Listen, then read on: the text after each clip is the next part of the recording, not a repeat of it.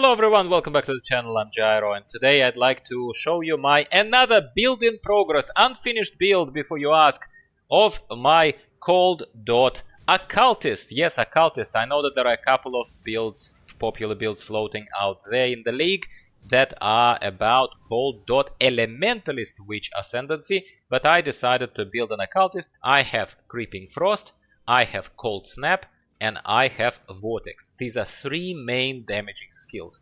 So if you don't want to somehow activate all three in order to pump out decent damage, and you would prefer to play with a literal 1 damaging button or maximum 2 damaging buttons, well, this might be pushing your boundaries a little bit uncomfortably. That's probably the only bad thing about this build. I use Frostbite to reduce to reduce the resistance of the enemies to cold damage further. I use that on bosses sometimes, and that makes all those three damaging abilities, Creeping Frost, Cold Snap, and Vortex, overlap even better. Now, how did I deal with that third button, because 3 buttons is pushing my limits too? Well, I've done what Tanky did in his build for Elementalist, and I bound the Vortex to my movement skill. So when I go, it simply leaves these vortex things all around. I love my heralds. You know my builds probably enough to know that I'm using my heralds to boost my damage further and create that slightly more passive but still rather oomphy and satisfying, at least for beginners, at least satisfying, like makes the game fun, right? Sue me for trying to do that. Well, Herald of Ice is an aura that adds this passive buffer over the top of this extra cold damage that in this particular case Herald of Ice does, right? So I love my heralds. I am running Grace because in this build the defensive layer is all about evasion. We are either suppressing spell damage, we are either blocking it, or we are trying to evade it. It's not an armor stacker, and it's always gonna be prone to being one shot. That's what happens to any evasion based build. What else am I using? I'm using Tempest Shield. Tempest Shield grants immunity to shock and allows us to block that spell damage while holding a shield by 21%. That's a lot of chance to block spell damage, wouldn't you agree? I simply keep running ahead with this vortex constantly popping up around me, and it's somewhat even similar to how Righteous Fire Juggernaut plays, except Righteous Fire obviously also is impenetrable for damage because massive armor, a lot of health, and other kind of stuff, right? Here we are a bit more squishy, let's not pretend that we're not.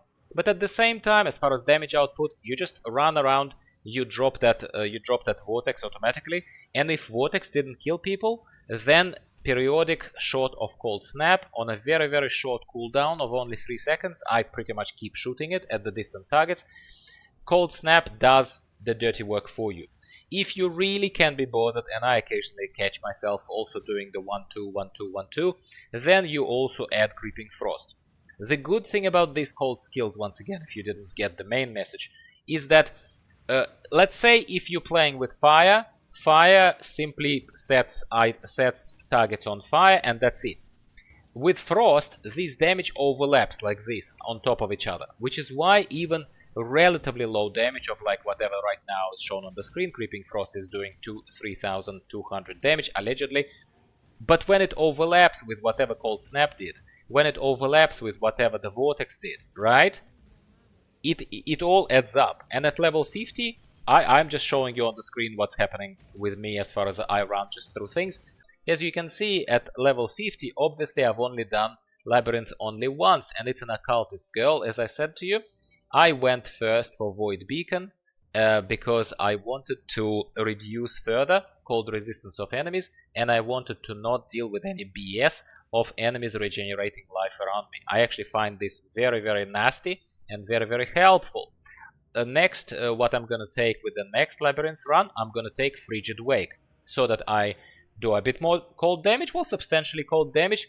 I have 50% chance to freeze everything around me every 4 seconds, fantastic. I am reducing the damage that chilled enemies are doing to me, great. And yeah, I think that Frigid Wake is fantastic. Now, where this build is going to develop, it's going to develop into supply of mana through Eldritch Battery. Eldritch Battery, in case you don't know what it is, Eldritch Battery is this lovely keynote.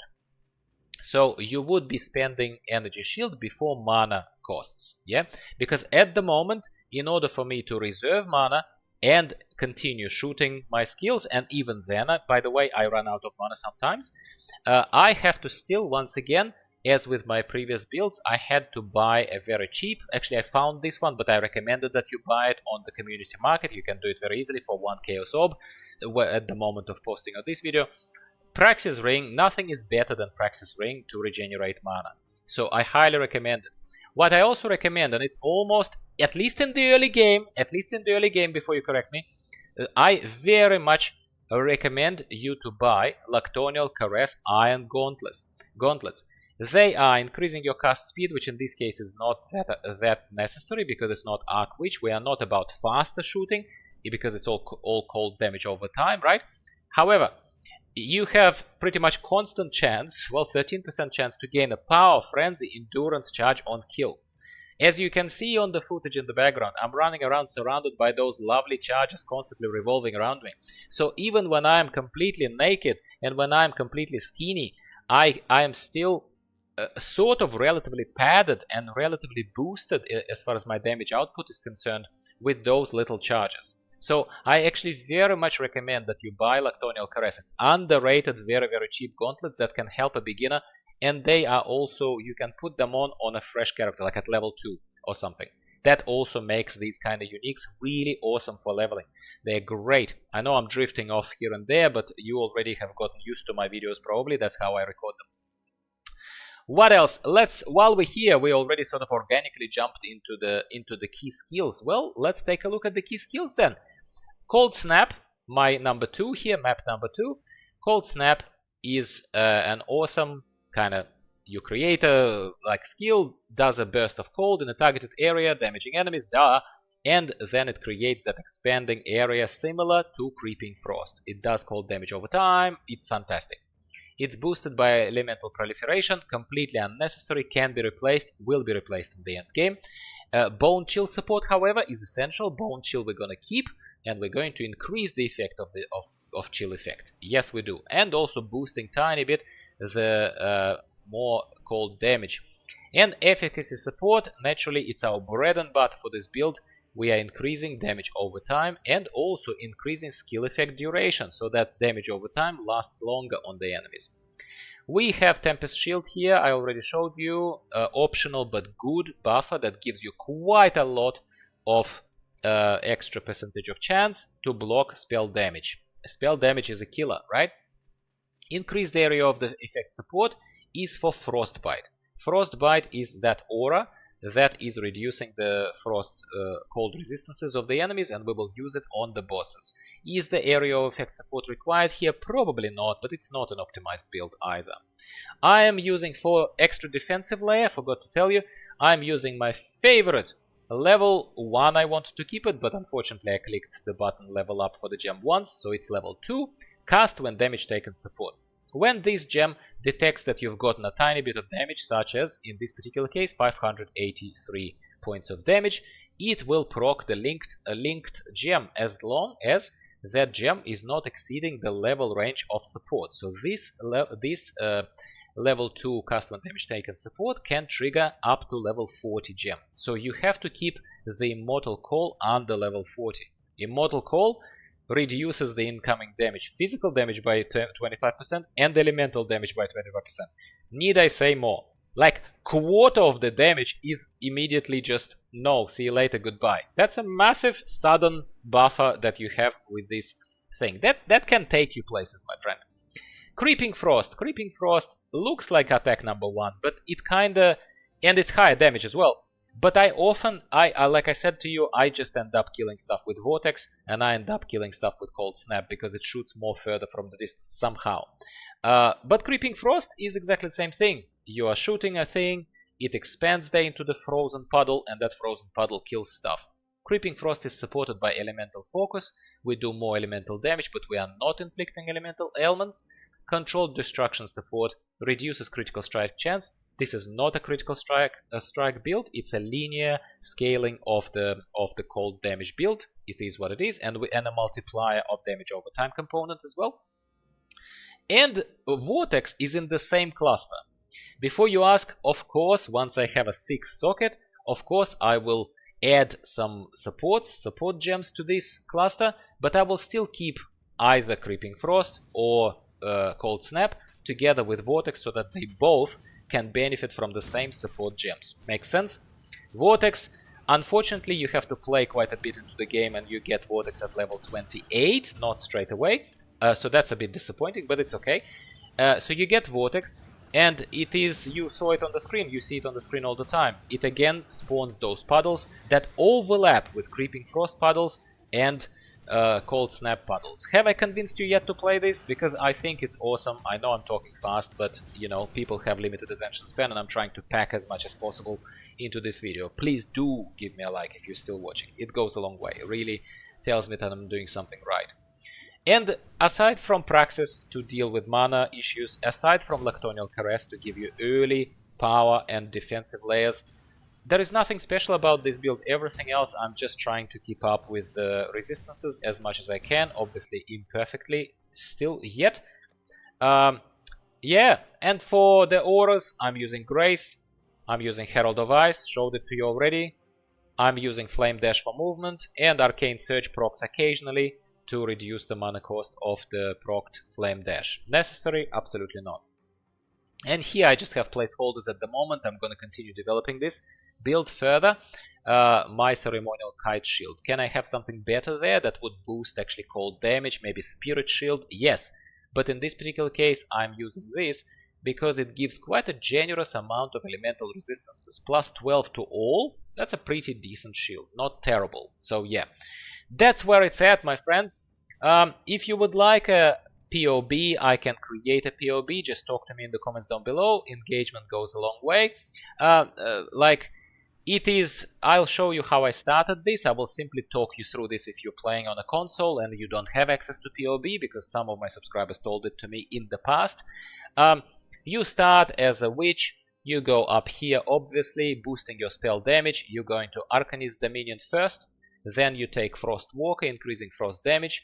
Then you're boosting your mana and life a little bit. You can, before you ask me, and I will take eventually, Practical Application, plus elemental resistances, chance to ignore stuns when casting, and gives you secondary stats to keep up with the gear.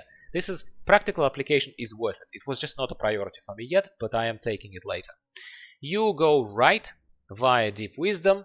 You take Melding, because we are now starting to invest into our Energy Shield, increasing our life as well. Obviously taking Life Mastery plus 50 to maximum life. It is like a no-brainer thing. Then we keep going here, and first I would take Blood Siphon, so that we get life per enemy killed and increase our life by chunky at that stage 10%. I am not going down yet, I'm taking this first. I'm also taking Elemental Focus, increasing elemental damage, which is cold damage in this case. Then I'm going up to this node of Growth and Decay. I'm going to do plus 12 damage over time multiplier and regenerate 1% of life per second. Growth and Decay is one of the best nodes ever. Then we're going up here and we're going to take Written in Blood, increasing our life further, increasing Energy Shield. Written in Blood is a great node. We're also taking Snow Forged, increasing our cold damage. Yep. Then we are going to go up here and increase the effect of non-curse auras from our skills. That's any auras that we have. Grace, if you add Determination, if you add Defiance Banner, if you add whatever you want. And we are also taking the increased damage for each aura or herald skill that we have affecting us. So in this particular case, if we take a look at least Herald of Ice and Grace, I'm not sure if Tempest Shield counts. I think it does, correct me if I'm wrong. But even these two, that's plus 12% of damage as well, right from there, just from one little investment point here. So that's good, yeah? Then we're going to go down here, all the way down to Charisma, because Charisma is now starting to give us a little bit more efficiency on mana reservation of skills. And as soon as we extend upward and take Eldritch Battery at some point, very soon, I will do it further as I level, then we will start using Energy Shield instead of mana, really. So we can pretty much reserve all mana, yeah? So that's going to be great. Now, as you can see, as it's a leveling build, I am now starting to extend left. So you would ask me, Gyro, where are you going there? Well, I will tell you that I'm going kinda into this area. I'm taking Discipline and Training, absolutely, no problem. I'm gonna take Holy Dominion, absolutely. Elemental Resistance and Elemental Damage, no-brainer. I'm gonna take Light of Divinity, increasing spell damage, fantastic, and some stats. And then further, we are going to extend leftward here. I will just path probably through Devotion, and I'm going to get all the way to Sovereignty to increase the mana reservation efficiency of skills further, so that I can stack a little bit more auras, increase the damage, increase the power of those auras, and so on and so forth. There will be a few other things that I'm gonna take, but in case you're interested in this build, my friends, this is where I'm coming back, looping back to where I started. You need to let me know if you're interested to hear more. This is already a very long video. I've been ranting on for a long time, apologies. But if you're watching until now, good on you. You matter to this community. Well done. So yeah, let me know if you're interested. Final thoughts, like I said to you, I am going with Void Beacon. I'm going to take Frigid Wake next. And then because we are going to go with Eldritch Battery and the defensive layer, as well as the regeneration through the energy shield, we're going to take Vile Bastion. I hope you've enjoyed this build in progress video. It ended up being longer than I hoped, but I can talk underwater, as you can see. So hopefully you did enjoy this build, and I convinced you to try Cold Occultist as opposed to Elementalist. Give me a like, subscribe to the channel if you haven't already. I'll talk to you next time about this build or some other. Goodbye for now.